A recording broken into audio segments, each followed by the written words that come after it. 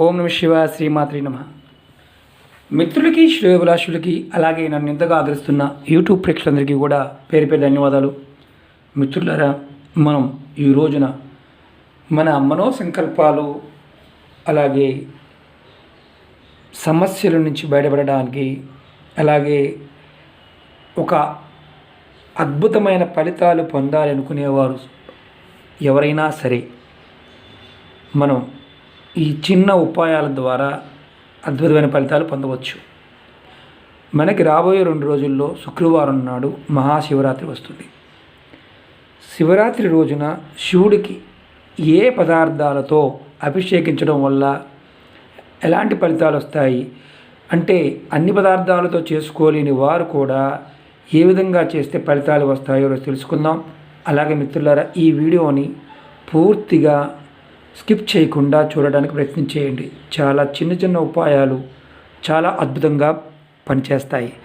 ఇది శివరాత్రి రోజున చేసుకుంటూ అలాగే ప్రతి సోమవారం కూడా మీ ఓపికని బట్టి మీరు చేసుకుంటూ ఉంటే ఫలితాలు ఎలా వస్తాయో తెలుసుకుందాం. మీ ముందు నేను ఆరాధించే ఇంట్లో పూజ చేసుకునే శివలింగం చూపిస్తున్నాను. ఇది ఇంట్లోనూ చేసుకోవచ్చు, అలాగే శివాలయంలో కూడా చేసుకోవచ్చు. మనం గుర్తుంచుకోండి, ఇవి మన పూర్వీకులు మనకిచ్చిన అద్భుతమైన వరాలు. అన్ని పదార్థాలతోనూ చేసుకోవచ్చు, ఒక పదార్థంతో కూడా చేసుకోవచ్చు. ఎలాంటి ఫలితాలు వస్తాయో మనకు తెలుసుకుందాం. నేచర్లో ఉండే శక్తిని మనం దైవారాధనకు ఉపయోగించడం వల్ల కలిగే ఫలితాలని ఇప్పుడు తెలుసుకుందాం. ఓం నమ శివాయ. మిత్రులారా, శివరాత్రి రాబోతుంది 21వ తారీఖు నాడు. మహాశివరాత్రి చాలా అద్భుతమైన రోజు. మహాశివరాత్రి రోజున ఎవరైతే శివుణ్ణి భక్తి శక్తులతో పూజిస్తారో వారి యొక్క మనోసంకల్పాలు పూర్తవుతాయి. సమస్యల నుంచి కూడా బయటపడతాం.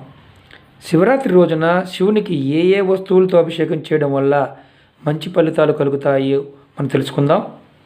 మిత్రులారా, ఈ వీడియోని మీకు నచ్చినట్లయితే లైక్ చేయండి, నా ఛానల్ సబ్స్క్రైబ్ చేసుకోండి, పక్కనే ఉన్న గంట సింబల్ని యాక్టివేట్ చేసుకోండి, 10 మంది మిత్రులకు షేర్ చేయండి. ఎంతమందికి షేర్ చేయగలరు అంతమంది షేర్ చేయండి. ఎందుకంటే ఈ ఉపాయం పదార్థం ఆ శక్తి ఎప్పుడు వాడుకుంటే ఫలితాలు వస్తాయో తెలుసుకుంటూ అలాగే శివరాత్రి రోజు చేస్తే వచ్చే ఫలితాలు కూడా తెలుసుకుందాం. ఒక విషయం గుర్తుపెట్టుకోండి, శివలింగానికి అభిషేకం చేస్తున్నప్పుడు మొట్టమొదటిగా మనం నీళ్ళతో అభిషేకం చేసుకోవాలి. నీళ్ళని స్టీల్ డబ్బాల్లో కానీ స్టీల్లో కానీ ప్లాస్టిక్ డబ్బాలతో శివుడికి అభిషేకం చేయకూడదు. కాపర్ కానీ పంచలోహాలు కానీ వెండిది కానీ ఇలాంటి లోటా కానీ లేకపోతే పంచిపాత్ర అంటాం కదా, ఇలాంటి వాటితో కానీ తీసుకొని చేసుకోండి. ఎందుకంటే స్టీల్ పాత్రతో చేయకూడదు. దానివల్ల ఫలితాలు అంతగా రావు. మీకు ఏమున్నా లేకపోయినా, మీరు ఓపిక లేకపోయినా శివరాత్రి రోజున మాత్రం చక్కగా గంగాజలంతో అభిషేకం చేయండి. ఇదిగోండి, ఇలా షాపుల్లో దొరుకుతాయి బాటిల్స్. ఒరిజినల్ గంగాజలం మీరు షాపులో కొనుక్కొని చేసుకోవచ్చు. తీసుకొని స్వామివారికి కొద్దిగా చేయండి, ఎక్కువ కూడా కాదు. అలాగే నీళ్ళతో అభిషేకం చేసిన తర్వాత మీ ఇప్పుడు చెప్పబోయే వస్తువులతో అభిషేకం చేసుకోవాలి. మీరు గుర్తుంచుకోండి, నీళ్ళని రాగి చెంబులో కానీ ఇతర చెంబులో కానీ లేదా వెండి చెంబులో కానీ తీసుకుని మాత్రమే చేయడానికి ప్రయత్నించండి. చాలా ఇంపార్టెంట్ ఇది.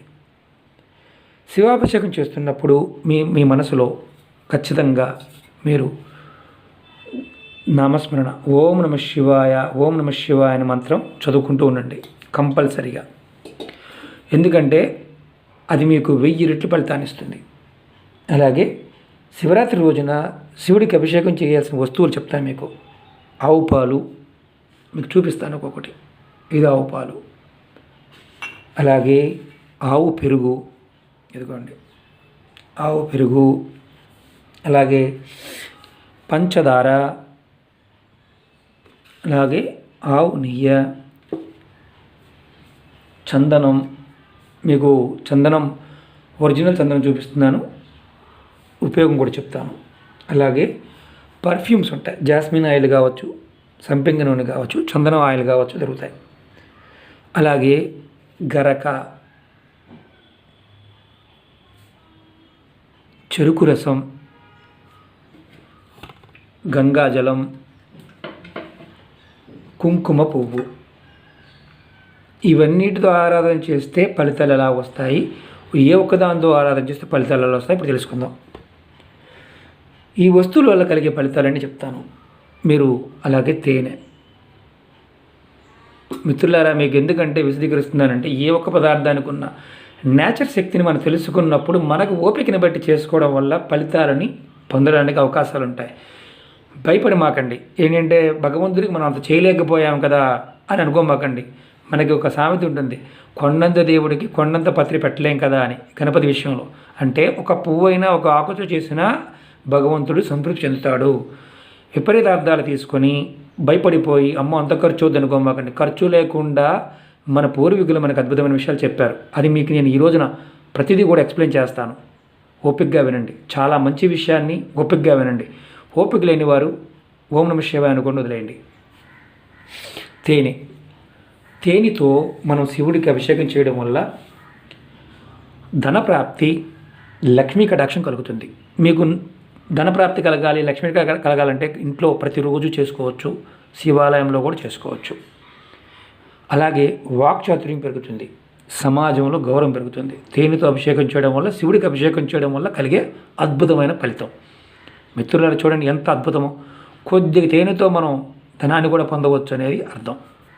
అలాగే మనం ఒక్కొక్క పదార్థంగా చెప్తున్నాం. ఆవు పాలు, స్వామివారికి ఆవు పాలతో అభిషేకం చేస్తే ఎలాంటి ఫలితం ఉంటుంది? ఆవు పాలతో అభిషేకం చేయడం వల్ల సంతానం లేని వారికి సంతాన ప్రాప్తి కలుగుతుంది. అనారోగ్యంగా ఉన్నారనుకోండి, వారికి ఆరోగ్యవంతులుగా మారుతారు. యాక్సిడెంట్స్ లాంటివి జరగకుండా ఉంటాయి. మనం అనుకున్న పనులు నెరవేరుతాయి. మన ఆయు పరిమాణం పెరుగుతుంది. మిత్రులారా చూడండి ఎంత అద్భుతమైన ఫలితమో. స్వామివారికి ఆవు పాలతో అభిషేకం చేయటం వల్ల మనం ఎప్పుడూ కూడా ఏమనుకుంటుంటామంటే ఇవన్నీ వేస్ట్ చేస్తున్నారు అంటుంటారు. ఆ శక్తి ఆ రోజున అలా చేయటం వల్ల ఉంటుంది. ఎక్కువ కాదు మిత్రులారా, చిన్న కప్పుడు పాలు, ఓపిక ఉంటే చిన్న కప్పుడు చేయటం వల్ల సంతానం. చాలామంది మిత్రులు అడుగుతున్నారు సంతానం చెప్పండి అని. శివరాత్రి రోజున స్వామివారికి ఆవు పాలతో కనుక చేయడం వల్ల సంతానం పాయింట్ ఆఫ్ వ్యూలో అడ్డంకులు తొలగిపోయి మీకు సంతానం కలుగుతుంది. అలాగే ప్రమాదాలు జరగకుండా, యాక్సిడెంట్ జరగకుండా ఉంటాయి. అనుకున్న పనులు నెరవేరుతాయి. మన ఆయుష్ కూడా పెరుగుతుంది ఆవు పాలతో చేయటం వల్ల. చూడండి ఎంత అద్భుతమైన ఫలితం ఉందో. అలాగే ఆవు పెరుగుతో చేయడం వల్ల, అభిషేకం చేయడం వల్ల మీ భార్యాభర్తల మధ్య వైవాహిక జీవితంలో ఏమైనా ఇబ్బందులు ఉంటే ఆ ఇబ్బందులు తొలగిపోయి భార్యాభర్తల మధ్య అన్యోన్యత పెరుగుతుంది. సుఖ సంతోషాలు కలుగుతాయి ఆవు పెరుగుతో అభిషేకం చేయడం వల్ల. అంటే భార్యాభర్తల మధ్య గొడవలు అనేవి తొలగిపోతాయి. అలాగే ఆవు నెయ్యితో మీరు చేయడం వల్ల మీకు ఆత్మస్థైర్యం పెరుగుతుంది. అంటే మీ మీద మీకు నమ్మకం పెరుగుతుంది. మనం చేసే పనులు ఆటంకాలు ఏర్పడుతుంటే ఆటంకాలన్నీ తొలగిపోయి మనం అనుకున్న పనులు సకాలంలో పూర్తి చేయగలుగుతాం ఆవు నెయ్యితో చేయటం వల్ల. విడివిడిగా చెప్తున్నాను మిత్రులారా, మళ్ళీ చెప్తాను. అలాగే పంచదార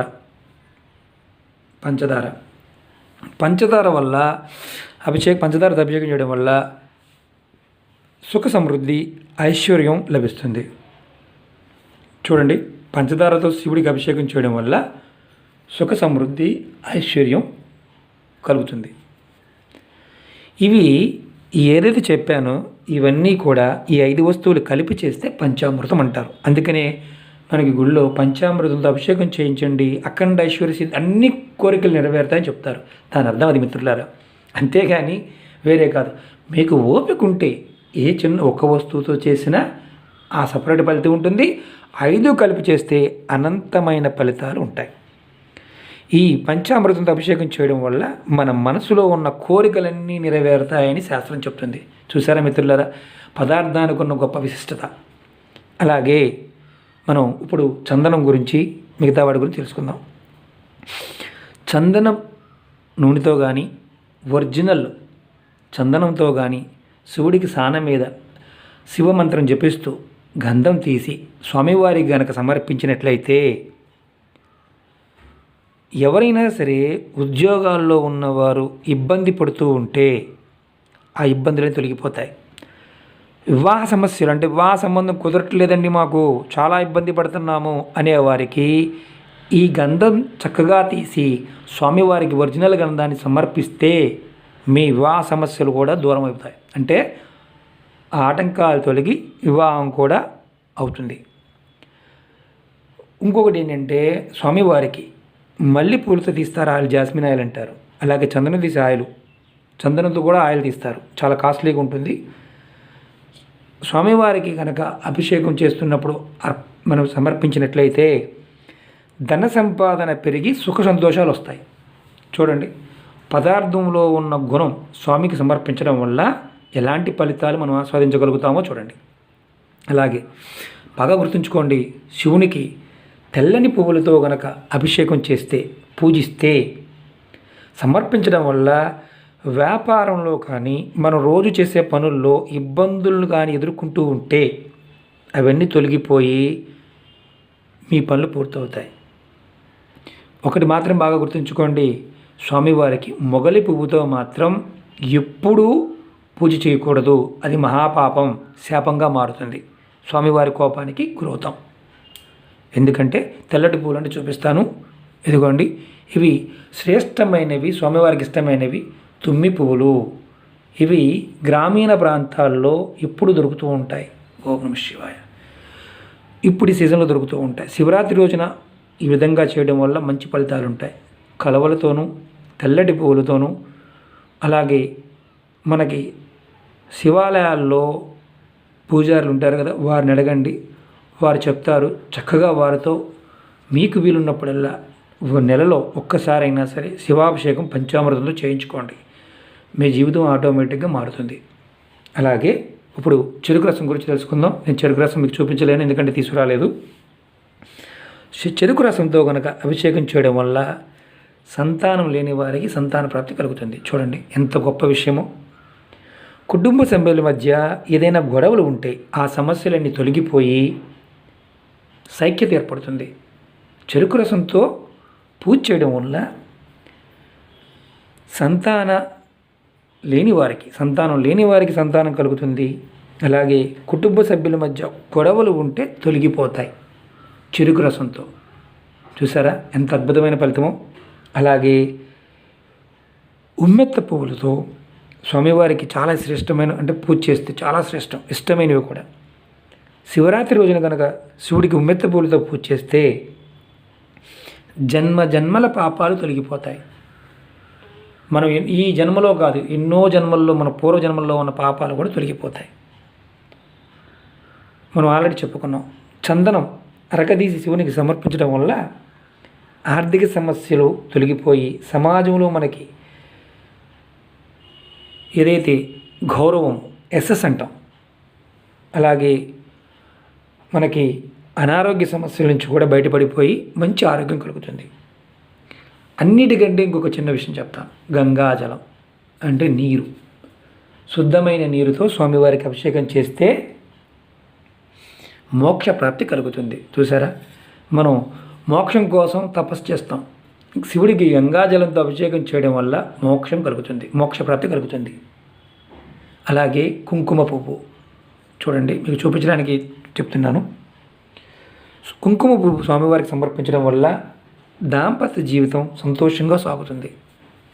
అలాగే ఎవరినైతే జీవితంలో భాగస్వామి చేసుకోవాలనుకుంటున్నామో వారు మన జీవిత భాగస్వామిగా వస్తారు. అంటే దీని అర్థం ఏంటంటే, మనం ఇష్టపడ్డ వారు ఎవరినైనా సరే పొందాలి అనుకున్నప్పుడు వశీకరణాలు, మంత్రాలు అడుగుతుంటారు కదా. శివుడికి కుంకుమ పువ్వుతో అభిషేకం చేస్తే వారు మన భాగస్వాములు అవుతారు. అలాగే గరక, ఏమీ లేదండి, గరక స్వామివారికి ఓం నమః శివాయ. గరకతో గనక అభిషేకం చేస్తే దీర్ఘాయుషు కలుగుతుంది. ప్రతిరోజు శివరాత్రి రోజునైనా సరే 1-2 గరక పూసలు తీసుకెళ్ళి స్వామివారికి సమర్పించినా మీకు దీర్ఘాయుషు కలుగుతుంది. అలాగే అక్షింతలు సమర్పించడం వల్ల మీకు ధనవృద్ధి పెరుగుతుంది. అక్షింతలు దాని గురించి కూడా ముందు వీడియో చేస్తాను. అలాగే తెల్ల జిల్లేడి పువ్వులు, తెల్ల జిల్లేడి పువ్వులు పూజించడం వల్ల పితృదోషాలు ఉంటే తొలగిపోయి పితృదేవతల నుంచి వారికి మోక్షం కలుగుతుంది. వారికి మోక్షం కలగడం వల్ల మన జీవితంలో సుఖ సంతోషాలు పెరుగుతాయి. శివుడికి తెల్ల జిల్లేడు పువ్వులతో కనుక అభిషేకం చేయడం వల్ల శివరాత్రి రోజున మిగతా రోజుల్లో కూడా పితృదోషాలు తొలగి మంచి ఫలితాలు కలుగుతాయి. మిత్రులారా, శివరాత్రి రోజున ఏమి చేసినా చేయకపోయినా చూడండి, బిల్వపత్రం 3 బిల్వపత్రాలని స్వామివారికి సమర్పించండి. ఖచ్చితంగా చేయాల్సిన పని. మీరు ఇవేది చేసినా చేయకపోయినా స్వామివారికి శివరాత్రి రోజున మాత్రం 3 బిల్వపత్రాలను కనుక సమర్పించండి.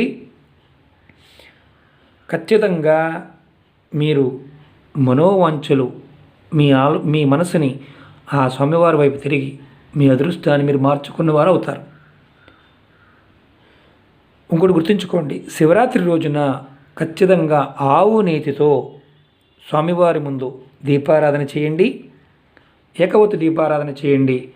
సకల ఐశ్వర్య భోగభాగ్యాలు కలుగుతాయి. చూసారా? ఓం నమ శివాయ.